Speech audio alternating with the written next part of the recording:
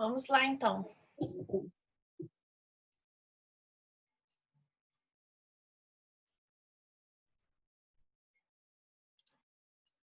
Tá faltando mais gente aí.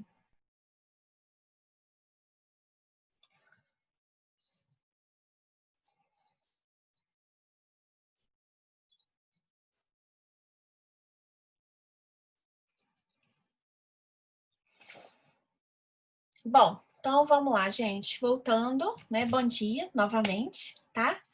E aí a gente parou, então, na questão do auto de adjudicação, tá? Esse auto de adjudicação, como eu falei para vocês, é um documento que formaliza a adjudicação que acabou de acontecer, tá? E esse documento ele vai ser assinado, então, por todas as partes envolvidas ali no procedimento, né? O exequente, se o exequente for o adjudicatário, caso contrário, né? O adjudicatário, tá? O juiz, o escrivão ou chefe de secretaria e o executado, se o executado estiver presente. Então, assinou o auto de adjudicação, aí o que vai acontecer? Vai ser lavrada, né? Vai ser expedida uma carta de adjudicação com um mandado de emissão na posse, se a gente estiver falando de um bem imóvel, ou será expedido, gente, uma ordem de entrega do bem, se esse bem for um bem móvel, tá? Então, sendo assinado esse auto de adjudicação, gente, a adjudicação ela está ali totalmente formalizada e a gente não tem mais como voltar atrás. E aí é importante, gente, isso, por que que é importante? Porque é o momento, inclusive, em que eu tenho aí o limite da remissão da execução por parte do executado. Então, até qual momento que é possível o executado remir a execução, né? Lembrando, gente, que essa remissão é remissão com cedilha, ou seja, até qual momento que é possível de o executado pagar essa execução, até qual momento que ele pode ir lá e pagar o valor para poder continuar com o bem, até que seja assinado o auto de adjudicação, tá? E aí, nesse caso, gente, não é simplesmente pagar a dívida, né? Se por um acaso ele está ali pedindo a remissão nesse ponto, já chegou o bem a quase ser adjudicado, ele vai ter que oferecer um valor igual, tá? Ao da avaliação ou o valor maior valor que tiver sido oferecido ali pela adjudicação do bem, se houver mais de um interessado em ficar com aquele bem para si, tá? Então, esse é o momento limite para que o executado, se ele quiser pagar a execução, se ele quiser retomar o bem, ele ainda consiga fazer isso. É muito importante, gente, esse limite, e a gente vai ver também desse limite lá na alienação, porque depois disso não tem como voltar atrás, tá? Não tem jeito, né? Eu lembro, assim, claramente de um aluno uma vez me contando um caso, de eu acho que um parente dele, não lembro agora quem foi, mas o que aconteceu? Foi um rolo danado. Parece que a tia morava numa casa, só que essa casa ela não estava registrada no nome dessa tia, mas era dela. Estava registrada no nome do irmão dessa tia dele, tá? Desse outro tio dele. E aí o que aconteceu, gente? Esse irmão da tia dele foi executado. A casa estava em nome dele, né? Embora fosse da irmã, da tia, tá? E aí o que aconteceu, gente? Ele acabou deixando esse bem ser perdido. E aí a tia acabou entrando em contato com o credor para poder tentar fazer um acordo. E aí o credor disse para ela o seguinte, que se ela pagasse a dívida, ele devolveria o valor para ela, devolveria o bem para ela, a casa para ela. Só que acontece que essa casa já havia sido arrematada. Nesse caso, né, não houve uma adjudicação, porque se houvesse uma adjudicação até teria como a gente, né, fazer essa devolução, digamos assim, tá? Mas não foi isso que aconteceu. Na verdade, esse bem ele foi levado a um leilão, foi adquirido por um terceiro que não tinha nada a ver com isso, e o credor estava prometendo para essa tia do meu aluno que se ela pagasse o débito, que ele iria devolver o bem para ela. E aí ele me perguntou, falou, professor, e aí, isso procede? Eu falei, de forma alguma. Como que ele vai devolver um bem para ela que não foi ele que adquiriu? Como que ele vai fazer o terceiro, que não tem nada a ver com esse assunto, devolver o bem para ela se ela pagar o valor para ele? Não tem como, né? Não tem como. Em situações normais, gente, uma situação normal não tem jeito, né? Ela falou assim, nossa, não quer dizer que pode ser que ela tenha que pagar para ele, ela pague para ele e fique no prejuízo? Eu falei, muito provavelmente. Esse bem, uma vez, né, gente, sendo alienado, e aí essa arrematação também sendo perfeita e acabada, não tem o que fazer, tá? E aí a gente vai ver também que a assinatura do auto de arrematação, a gente estudando alienação daqui a pouquinho, também faz com que se perca, né, o bem se perca aí definitivamente, a não ser que haja algum tipo de nulidade no procedimento, tá? Bom, suponhamos que eu sou exequente, eu não tenho interesse em adjudicar o bem, eu quero levar o bem a leilão, ok? Ok. Então vamos levar o bem a leilão. Levou o bem, foi para o primeiro leilão, já expliquei isso para vocês, né? Que em regra são realizados aí 2 leilões, tá?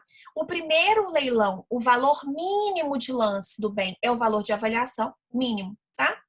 E no segundo leilão, o valor mínimo de lance do bem, ele é fixado no edital, se não, né, eu uso o que está aqui no Código de Processo Civil, que está descrito aqui que não pode ser arrematado um bem por valor considerado preço vil. O que seria preço vil? Menos do que 50% do valor de avaliação do bem, tá? Então, geralmente, esse valor no segundo leilão aí de lance mínimo do bem está constando lá no segundo edital, tá? No edital do segundo leilão, mas se não tiver, eu utilizo aqui o Código de Processo Civil, utilizo essa regrinha do preço vil.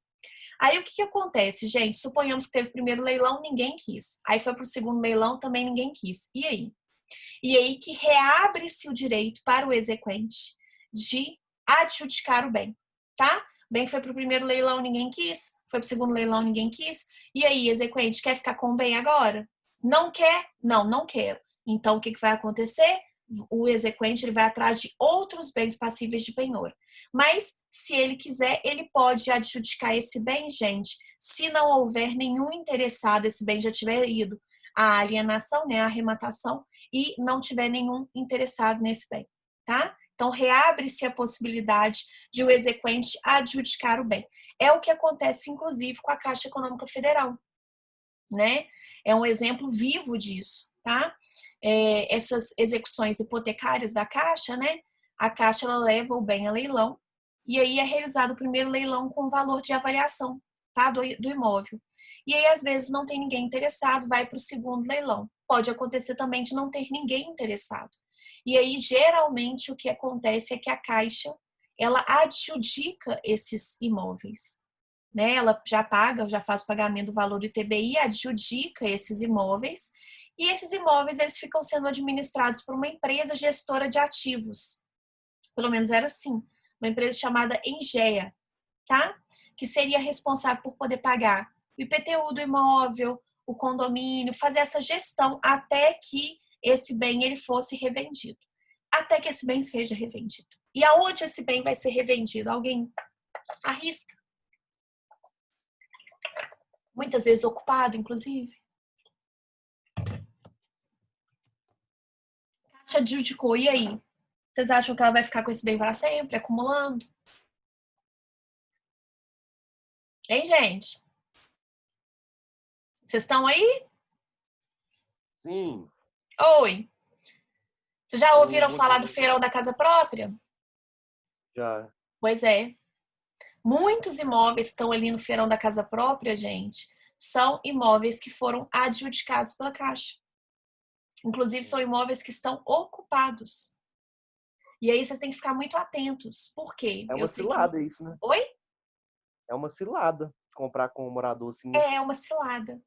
Aí, às vezes, você se interessa, você vai lá no feirão da casa própria, né? Aquele evento e tudo. Tem muitos imóveis desocupados, gente, que a Caixa somente assim participou da questão do financiamento da obra e tudo, né? E aí ela coloca lá os imóveis à venda num valor mais baixo, mas tem muitos imóveis que estão lá no feirão, gente, que são imóveis adjudicados. Ou seja, são imóveis que estão ocupados, tá? Que já foram a leilão, que ninguém se interessou e a Caixa foi lá e ficou com o bem. E aí depois ela coloca a venda no feirão da casa própria. E aí, às vezes, você pode achar que você está fazendo um ótimo negócio comprando um bem, né, com um valor bem razoável, só que o bem, gente, está ocupado. E aí, o que acontece? Eu já cansei de ver, tá? Condomínio sem pagar, nesses casos. IPTU sem pagar, porque essa empresa gestora muitas vezes não efetua o pagamento, né, dessas taxas, desses tributos, tá? E aí você acaba comprando algo que você acha que é muito bom, só que você acaba comprando algo que não é tão bom assim. Primeiro, é um bem, um imóvel que está ocupado, então você vai ter que ter o trabalho de desocupar o bem. Segundo, é um imóvel que tem dívida de IPTU e dívida de condomínio. A gente sabe que isso é obrigação próprio terreno. Então, você que vai assumir essas obrigações. Então, muitas vezes é um barato que sai caro, você tem que ficar muito atentos, tá? Então, vai, né, em feirão da casa própria, vai, é interessante? É muito interessante, mas tomem cuidado com esses pormenores. Tomem muito cuidado com o que vocês vão comprar lá, tá? Principalmente se o bem estiver ocupado, porque para desocupar é um custo, gente. É muito difícil, tá? Bom, alguma dúvida a respeito da adjudicação, do auto de adjudicação, da carta de adjudicação, da ordem de entrega do bem, da remissão? Alguma dúvida? Não? Então vou passar para a alienação, tá? Na alienação, gente, é o que vocês estão mais acostumados a ver, digamos assim. Fala, Joelma. Deixa eu só esperar a perguntinha da Jojo.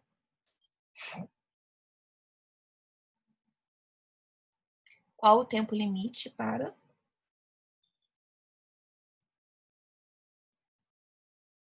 pagar e reaver o bem? O limite é a assinatura do auto de adjudicação, tá? Então, se eu estiver falando de adjudicação, né? Na arrematação é do auto de arrematação, tá? Então, expede o auto de adjudicação, né? Todo mundo assinou o auto de adjudicação? Perfeita e acabada a adjudicação, e aí eu vou ter a expedição logo depois da carta de adjudicação com a ordem de emissão na posse ou da ordem de entrega do bem, se for bem imóvel. Tá? Aí pronto, já era. Assinou ali, todo mundo assinou, tá tudo legal. Não tem mais jeito de você reaver esse bem e pagar a execução, tá? Já era mesmo. Ok? Bom, e aí então agora vamos para alienação, tá? A alienação é o que vocês estão mais assim, né, acostumados a ver, que é o quê? Você levar esse bem a um leilão e o produto da venda desses bens, o dinheiro, ser entregue ao exequente para que seja satisfeito o seu crédito. Basicamente é isso, tá? Então eu pego o bem, né, que era do executado, foi penhorado, avaliado e levo para um leilão. Nesse leilão, as pessoas interessadas elas vão oferecer lances ou não, né? Pode acontecer de ninguém estar interessado em adquirir aquele bem.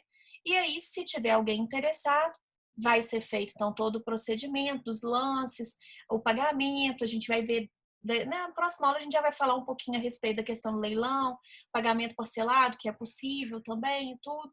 E aí, o que acontece, gente? Se tiver pessoas interessadas e aquela pessoa, uma daquelas pessoas, acabar adquirindo bem em leilão, vai pagar e o valor que foi ali referente à aquisição daquele bem, o produto da venda daqueles bens, o dinheiro, vai ser entregue ao exequente em pagamento. Basicamente é isso. É o que a gente mais vê, tá? Ah, professora, mas se é o mais comum, por que é que a adjudicação ela vem em primeiro lugar?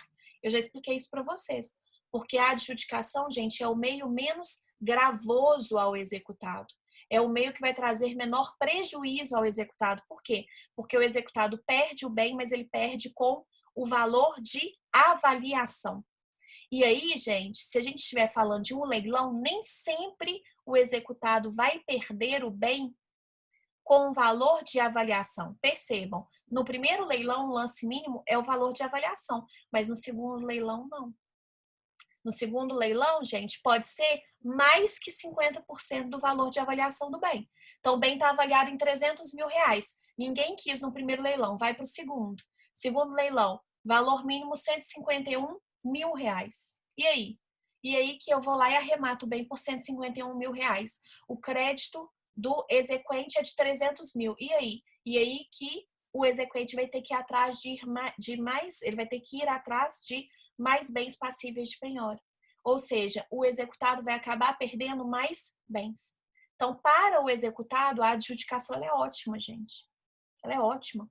Porque é uma garantia de que eu estou perdendo bem com o valor de avaliação. Quando esse bem vai para um leilão, eu não tenho essa garantia. Pode acontecer? Pode. Pode acontecer de ser até mais? Pode. E se acontecer, eu vou até receber um troco. Porque pagou, né, o crédito do exequente, que sobrar, entrega para o executado, tá? Mas nem sempre isso acontece. É uma incerta, né? É uma incerteza. Você não sabe se isso vai acontecer, tá? Na adjudicação você tem essa segurança. Por isso que ela vem em primeiro lugar, embora não seja tão comum, tá? Vocês vão ver, né, na prática que ela não é muito comum, tá? Bom, e aí a gente tem duas modalidades de alienação no Código de Processo Civil. A primeira modalidade é a modalidade que a gente vai estudar hoje, que é a alienação por iniciativa particular. E a gente tem uma segunda modalidade, que é a alienação por meio judicial, a alienação judicial dos bens. Essa alienação por iniciativa particular, gente, foi bastante aplaudida no Código de Processo Civil. Por quê? Porque ela vai ao encontro dos desejos do credor. Então, o raciocínio do legislador foi muito simples. Quem melhor do que a pessoa que quer receber o crédito para ela poder enveredar esforços para vender o bem? Ela vai ter muito mais interesse em vender esse bem do que esse bem simplesmente indo a um leilão judicial. Então, vamos dar a ela a possibilidade, caso ela queira, de ela mesma, ela exequente, fazer a alienação desse bem, tá? A lógica é basicamente essa. Já que o exequente tem tanto interesse em receber o seu crédito, vamos deixar com que ele faça um procedimento de alienação particular. Só que esse procedimento, gente, ele não é totalmente solto. Não é assim, o exequente vai pegar o bem e vai vender. Não. Ele é regulamentado pela justiça.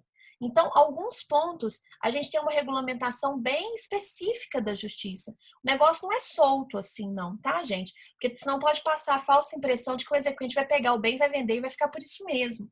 Não, não é assim.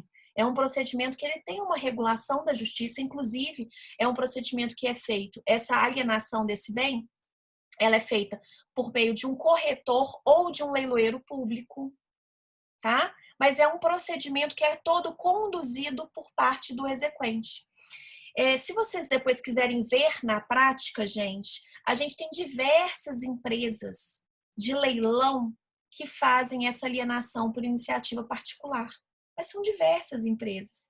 Você tem Mega Leilões, tem uma outra empresa, Super Leilões, tem várias empresas que acabam estando assim, né? Elas estão aí para poder auxiliar o exequente nessa alienação por iniciativa particular, tá?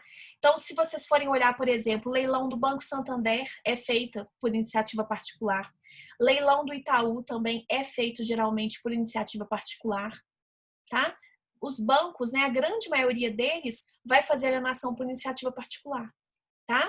É um procedimento muito legal, gente. O raciocínio do legislador é realmente muito interessante, tá? E aí, gente, o que acontece? Como é que é esse procedimento, tá? O procedimento, como eu falei para vocês, ele não é um procedimento solto, né? O juiz ele vai fixar o prazo em que a alienação ela deve ser realizada, a forma de publicidade, ou seja, como é que você vai anunciar a alienação desse bem? Vai ser por meio da internet? Vai ter um site próprio? Você vai colocar faixa? Você vai colocar cartaz? Você vai anunciar também na sede do juízo? Você vai fazer por meio da internet? Você vai colocar também, vai anunciar por meio de rádio, televisão? Então, o juiz ele vai fixar o prazo. Olha, você tem aí 40 dias, 60 dias, 90 dias, para poder fazer essa alienação por iniciativa particular. Então, o prazo em que ela vai acontecer, tá? A forma de publicidade, que a gente acabou de falar, televisão, rádio, né, internet, qual site, tudo direitinho. O valor mínimo, o juiz também fixa, tá? Isso não fica na mão do exequente. E as condições de pagamento e garantias. E se for o caso também, o juiz ele fixa a comissão de corretagem, ou seja, a comissão do leiloeiro ou do corretor, né? Se a gente estiver falando aí da alienação por iniciativa particular, tá? Então não é uma alienação, gente, totalmente solta que a gente entrega o bem na mão do exequente e fala, toma que é seu, se vira aí nos 30 e vende. Não é assim, tá? Ela é regulada pelo Poder Judiciário. Ah, professora, mas aí aonde que fica então o papel do exequente? O papel do exequente, gente, na divulgação, né? Na organização desse leilão, seguindo esses parâmetros do Poder Judiciário. Na indicação, inclusive, gente, de corretor ou de leiloeiro público, tá? O exequente pode fazer essa indicação? Pode. E se não tiver corretor nem leiloeiro público cadastrado naquela comarca? O exequente pode indicar algum outro corretor. É possível que isso aconteça. Então, existe essa liberdade, tá, gente? Sem contar que o exequente está por dentro de todo o procedimento. Ele está ali ativamente para poder, né, dar andamento no caso e resolver da melhor forma possível, ou seja, com a arrematação desse bem dentro de um leilão, tá? E aí, sendo feita essa alienação, gente, né, sendo realizada essa alienação e aí havendo interessados, ou seja, sendo arrematado o bem nessa alienação por iniciativa particular, vai ser formalizada nos autos essa alienação, né? E vai ser lavrado, gente, um auto de alienação, tá? Com a assinatura do juiz, do exequente, do adquirente, ou seja, dessa pessoa, desse terceiro que adquiriu esse bem, e se o executado estiver presente, também do executado. E aí, logo em seguida, vai ser expedida a carta de alienação com a ordem de emissão na posse, né, do bem, se a gente estiver falando de um bem imóvel, ou a ordem de entrega do bem, se a gente estiver falando de um bem móvel, tá? Aí como é que fica essa regulamentação, professora, dessa alienação por iniciativa particular? As pessoas estão cadastradas? Como que fica essa organização? Os tribunais de justiça de cada estado, eles vão soltar resoluções, gente, né? Para que isso seja regulamentado. Então, cada tribunal de justiça, ele consegue regulamentar de forma própria a alienação por iniciativa particular naquela determinada comarca, tá? Então, o Tribunal de Justiça de Minas Gerais regulamenta a alienação por iniciativa particular no estado de Minas Gerais. Lá no Rio de Janeiro, o Tribunal de Justiça do estado do Rio de Janeiro também vai fazer essa regulamentação lá no Rio de Janeiro. Em São Paulo, a regulamentação pode ser diferente. Isso que está no CPC não muda, tá, gente? Mas algumas adequações podem ser realizadas por seus próprios, né, por meio dos tribunais, tá? Então, cada tribunal vai soltando aí a sua regulamentação, as disposições complementares desse procedimento, tá? E aí, como eu já havia falado para vocês, naqueles lugares em que não tiver cadastrado um corretor, tá? Ou um leiloeiro público devidamente credenciado com o Poder Judiciário, a escolha do corretor ou, né, do corretor para poder realizar essa alienação vai ser de livre escolha do exequente. Então, o exequente ele vai ter ali uma possibilidade dele escolher de acordo com o que ele achar melhor. Se eu não tiver ninguém cadastrado, credenciado perante o Poder Judiciário naquela determinada comarca, tá? Pode acontecer? Pode. Em comarcas, às vezes, aí, né, gente, desse interior bravo aí do Brasil, eu posso não ter nenhum corretor cadastrado naquele juízo, posso não ter leiloeiro judicial. E aí, leiloeiro público, né? E aí, o que acontece? Se eu não tiver nem esse corretor cadastrado, nem esse leiloeiro público, aí o exequente vai poder escolher um corretor de confiança dele para poder tocar essa alienação por iniciativa particular, tá? Gente, alguma dúvida? Vocês têm alguma dúvida? Até aqui tá tudo bem? Como é feito esse cadastro? Ótima pergunta. Então, lembra que eu falei para vocês que os tribunais de justiça eles vão soltar as disposições complementares para poder regulamentar essa alienação por iniciativa particular? Então, cada tribunal de justiça regulamenta como fazer esse credenciamento do corretor. O leiloeiro público não, né, gente? O leiloeiro público tem curso, é um procedimento um pouquinho diferenciado, tá? Nós vamos falar mais do leiloeiro público na hora que, na próxima aula, eu vou falar um pouquinho para vocês da alienação por meio judicial, né, do leilão judicial de bens, e aí nós vamos falar do leiloeiro público, eu vou falar um pouquinho a respeito da formação desse profissional. Mas o corretor, por exemplo, para ele se credenciar, ele vai seguir a regulamentação que está disposta em cada tribunal de justiça. Então, cada tribunal de justiça, quando regulamenta a alienação por iniciativa particular, regulamenta também a forma de credenciamento desse corretor. Né? Quanto tempo que tem que ter de experiência, a experiência específica, a idade mínima, né? Eles fazem todas essas regulamentações. Tá, Jojo? Então, isso é algo que cada tribunal fixa. Né? O leiloeiro público, não. Mas esse corretor, sim. O corretor é por meio dessas disposições complementares aí, soltadas pelos tribunais, que a gente tem essa regulamentação, tá? Dessa pessoa. Beleza, meus queridos? Tranquilo? Tranquilo? Beleza? Eu até coloquei aqui para vocês. Né, o parágrafo 3º do artigo 880, e está aqui no meu material, ele fala um pouquinho a respeito dessa questão do credenciamento do corretor do leiloeiro público. E aí, o tempo profissional, o tempo de experiência profissional, gente, é de pelo menos 3 anos.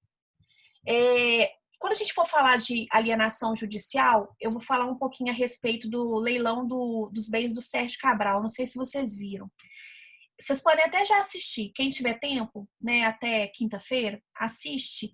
Teve um programa do Profissão Repórter, que foi sobre leilão de bens. Foi em 2018, tá? Se eu não me engano, esse programa. Foi muito bom, gente, porque ele mostrou, assim, basicamente como que é o procedimento do leilão, a atuação do leiloeiro público. E aí foi, não só no caso dos bens do Sérgio Cabral, mas também em outras situações. Gente que vive de leilão. Então, assim, é um programa que eu aconselho vocês. É curtinho, né? E ele ilustra muito bem essa parte da matéria que a gente vai estudar agora.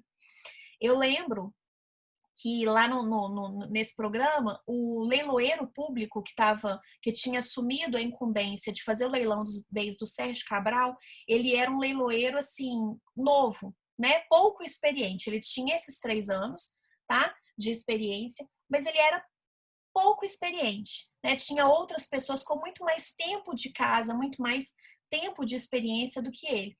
E ele tinha conseguido, então, né, ser o leiloeiro que faria a arrematação aí dos bens, seria o responsável pelo procedimento de leilão dos bens do Sérgio Cabral. E aí ele estava super interessado, super empolgado, ele mostrou uma casa que era avaliada em mais de R$ 1 milhão, carros, relógio, e aí ele estava muito empolgado. Ele falou, inclusive, que tinha tido impugnação por parte de outros leiloeiros mais experientes, falando a respeito da questão da experiência dele, que ele era um leiloeiro muito novo e tudo, que era algo muito grande para ele, mas ele tinha conseguido aí na justiça se manter no cargo, na incumbência. E aí o que aconteceu, gente? No primeiro teve um leilão dos bens, e aí ele estava todo empolgado, achando que poderia ser arrematado o carro e tudo, e só foi arrematado um relógio, acho que de R$ 10.000 só. Não foi arrematado o carro nesse primeiro leilão nem nada, ele estava esperando o segundo leilão. Por que ele estava tão interessado? Por causa da comissão. Né? A comissão, ela é gorda, né, gente? É uma comissão bem rechonchuda, tá? Então, ele estava bem interessado por causa da comissão. Mas nós vamos falar disso na próxima aula, mais disso na próxima aula. Quem tiver tempo, então, busca aí no Google esse programa do Profissão Repórter, porque é um programa, foi bem, assim, bem ilustrativo da nossa matéria. Acho que vai ajudar vocês a enxergar, tá? Coloquei a dica da professora, né? Basicamente explicando o que é a adjudicação e a diferença dela para alienação de bens. E coloquei um casinho prático para vocês. Até qual momento pode acontecer a remissão da execução, né? A remissão da execução. Aqui, gente, a remissão ela vai acontecer até que haja a assinatura do auto de adjudicação, né? Ou de arrematação do bem. Então, até que haja a assinatura desse auto de adjudicação ou de arrematação do bem, é possível remir a execução. Passado desse momento, não é mais possível fazer a remissão da execução. Beleza, meus queridos? Bom, então, um beijo a todos, né? Fiquem com Deus. Quinta-feira a gente continua. A matéria já tá lá no sistema. Eu já coloquei para vocês a matéria de quinta-feira. Tá bom, gente? Um beijo grande para vocês. Ótima semana. Fiquem com Deus. Qualquer coisa, estou no WhatsApp. Não esqueçam de postar o fórum, que o prazo é hoje. Tá, gente? Por favor. Tá bom? Então, um beijo grande para vocês. Fiquem com Deus. Até quinta-feira. Beijo!